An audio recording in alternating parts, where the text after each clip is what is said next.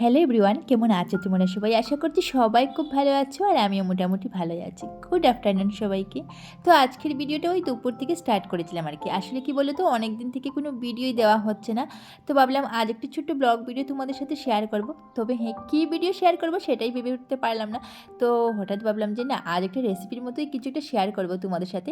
আর আজ এদিকে আমি রান্না করছিলাম বাঁধাকপির শাক আর কি। তো ভাবলাম সেটাই তোমাদের সাথে শেয়ার করি। আর আজ অ্যাকচুয়ালি বাঁধাকপির শাকটা একটু অন্যভাবে ট্রাই করেছিলাম, হাতে একটু সময় ছিল আর কি, তাই বলে।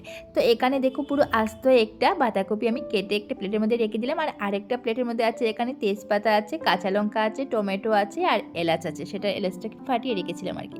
তো এখানে দেখো গ্যাসটা অন করে তার উপর একটা প্যান বসিয়ে দিলাম, তার মধ্যে অল্প জল দিয়ে দিলাম। আর জলটা একটু গরম হয়ে গেলে পরে তার মধ্যে অল্প আমি নুন দিয়ে দিলাম। আর জলটা যখনই ফুটে উঠলো আর কি, তখনই তার মধ্যে আমি কেটে রাখা বাঁধাকপিগুলো এক এক করে দিয়ে দিলাম। মানে আজ ভেবেছিলাম আর কি বাঁধাকপিগুলো অল্প বয়েল করে তারপর রান্না করব। এমনিতে দেখবি বাঁধাকপি শাক রান্না করার পর কি হয়, মানে একটা বাঁধাকপির যে একটা সেন্ট আছে সেটা আর কি আসে। তো সেটা আমরা যদি বয়েল করে নিই তাহলে কিন্তু সেই সেন্টটা আসে না, আর টেস্টটাও কিন্তু দেখবে বেড়ে যায়। কী হয় জানো তো, প্রথমে যখন তুমি বয়েল করে নিলে তারপরে আবার মানে ফোড়নে সব কিছু দিয়ে আবার যখন সেটাকে দ্বিতীয়বার তুমি ফোড়নে দিলে আর কি, তখন কিন্তু তার টেস্টটা দ্বিগুণ হয়ে যায় আর কি। তো তাই বলে ভাবলাম আর কি আজ বাঁধাকপিটা একটু বয়েল করে তারপরই রান্না করব। তো এবার আমার বয়েল করা শেষ। এখন একটা পাত্রের মধ্যে আমি একটা প্লাস্টিকের ছাড়ি নিয়েছি আর কি, মানে ফুটা আছে যেটার মধ্যে সব জল যেন ঝরে যায় আর কি। তো এই পাত্রটার মধ্যে আমি সব বাঁধাকপির শাকটা নামিয়ে নিলাম। এবার কিন্তু জলটা ঝারিয়ে তারপরই আমি রান্না করব। আর এবার দেখো একটা কড়াইও বসিয়ে দিলাম, কড়াইয়ের মধ্যে দিয়ে দিলাম অল্প তেল। আর তেলটা গরম হয়ে গেলে পরে তার মধ্যে এক এক করে আমি শুকনো লঙ্কা দিয়ে দিলাম।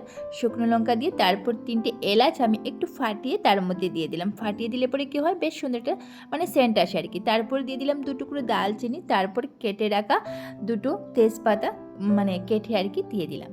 তারপর বেশ ভালো করে সেটা গরম হয়ে গেলে পরে তার মধ্যে আমি দিয়ে দিলাম পাঁচফোড়ন। পাঁচফোড়ন দিয়ে আরও কিছুক্ষণ নাড়াচাড়া করে আমি যে কেটে রাখা আলুগুলো মানে বাঁধাকপির জন্য আলু কেটে রেখেছিলাম সেটা দিয়ে দিলাম। আলুটা বেশ ভালো করে ফ্রাই করে নেব আর কি, মানে একসাথে ফ্রাই করে নেব। তার উপর কিন্তু শেষে আমি বাঁধাকপির শাকটা দিয়ে দেবো।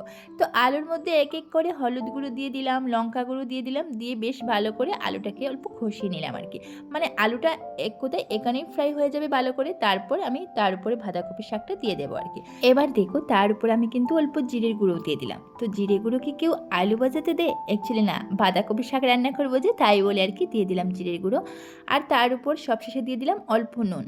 আর নুনটা দিলে পরে তারপর কি হবে, আলুটা বেশ সুন্দর বয়েল হয়ে যাবে।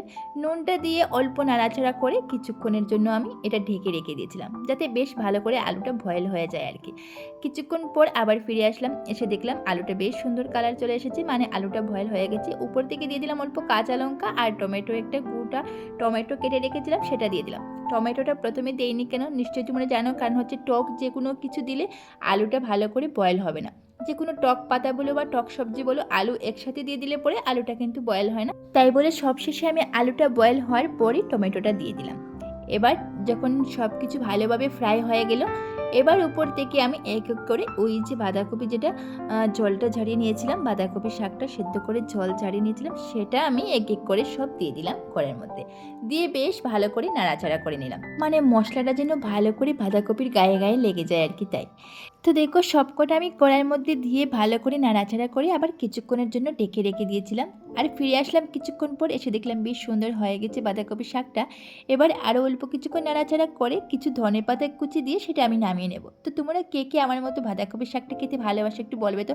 আজ কিন্তু আমি পুরোটাই বলতে পারো একদম নিরামিষভাবে রান্না করেছিলাম, কোনো পেঁয়াজ রসুন কিছুই দিইনি বলতে পারো। তো দেখো শাকটা মোটামুটি হয়ে গেছে, এবার ধনেপাতা কুচি দিয়েও দিলাম, আবার অল্প কিছুক্ষণ নাড়াচাড়া করে নামিয়েও নেব। বেশ হয়ে গেল আমার বাঁধাকপির শাক। আর এবারে দেখো একটা প্লেটের মধ্যে আমি সব নামিয়ে নিলাম। কি সুন্দর হয়েছে না বলো কালারটা। আর দেখতেই পেয়েছো লঙ্কা গুঁড়ো বেশি দিইনি আর কি, ওই কাঁচা লঙ্কা দিয়ে একটু শুকনো লঙ্কা ফোড়নে দিয়েছিলাম। আর বাঁধাকপির শাকটা কিন্তু একটু মিষ্টি মিষ্টি হলেই বেশ ভালো লাগে। আর হ্যাঁ, আরেকটা কথা তোমাদেরকে বলতে ভুলেই গিয়েছিলাম, নামানোর আগে আমি দিয়েছিলাম হালকা অল্প চিনি দিয়েছিলাম। আর চিনিটা দিলে পরে এমনিতেই তো বাঁধাকপির শাকটা একটু মিষ্টি মিষ্টি করে, আর চিনিটা দিলে কিন্তু বেশ ভালো একটা টেস্ট আসে, আর ঝাল মিষ্টি সব কিছু অ্যাডজাস্ট হয়ে যায় আর কি, তাই। তো এখানে দেখো আমি অল্প ভাত নিয়েছি থালার মধ্যে, এবার বাঁধাকপির শাক নিয়েছি, আর সাথে অল্প সবজি রান্না করেছিলাম, সেটা হচ্ছে মূলো দিয়ে মাছ দিয়ে মকা মাছ দিয়ে রান্না করেছিলাম আর কি। তো কেউ এটাকে মৌরলা মাছ বলে, কেউ মায়া মাছ বলে, আমরা মকা মাছ বলি, তাই বলে মকা মাছই বললাম। মূলো দিয়ে ছোটো মকা মাছ দিয়ে রান্না করেছিলাম আর কি। সেটাই ছিল আজকের দুপুরে আমার খাওয়ার। তো এখানে দেখো বাঁধাকপির শাকটা খেয়ে দেখলাম যে না, বেশ টেস্ট হয়েছে। তারপর বিকেলবেলা আমার হাজব্যান্ড করে আসার পর বলল একটা পেয়ারা মাখা বানাতে। এদিকে পেয়ারা মাখাটা বানালে আমার ভাবলাম তোমাদের সাথেও শেয়ার করি, ভিডিওটা হয়তো তোমাদের দেখলে ভালোই লাগবে। তো এখানে দেখো একটা বড় পেয়ারা, আস্তে একটা পেয়ারা আমি ধুয়ে তারপরে কেটে নিচ্ছি। আর পেয়ারাটা দেখে জানি না তোমরা বুঝতে পারছো কিনা, না এটার ওয়েট কিন্তু নিচেও 400 গ্রামের মতো হবে, মানে অনেকটাই বড় ছিল আর কি।